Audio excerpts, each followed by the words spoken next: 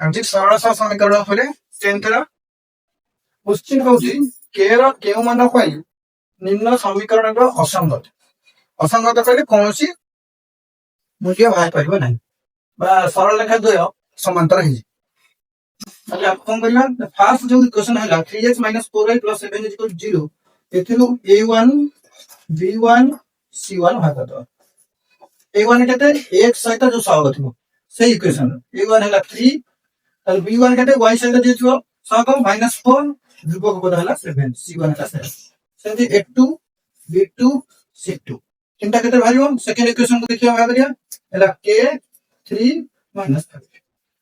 એટલે અસંગતર સૂત્ર પડુଛି ତାର ଅସଙ୍ଗତ ପାଇଁ ଫର୍ମୁଲା ହେଲା a1 by a2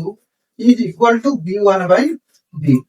ତାହେଲେ ଏଇଟା ସମାନ ହେବ ଏଇଟା ଅନୁପାତ ସମାନ ହେବ ତାହେଲେ a1 by a2 that implies a1 ହେଲା 3 by k a2 ହେଲା k b1 है -4 by b2 ହେଲା 3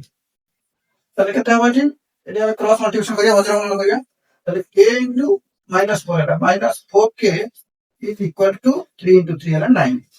that implies k is equal to 9 by -4. So 9 by -4 है k is equal to -9 by 4.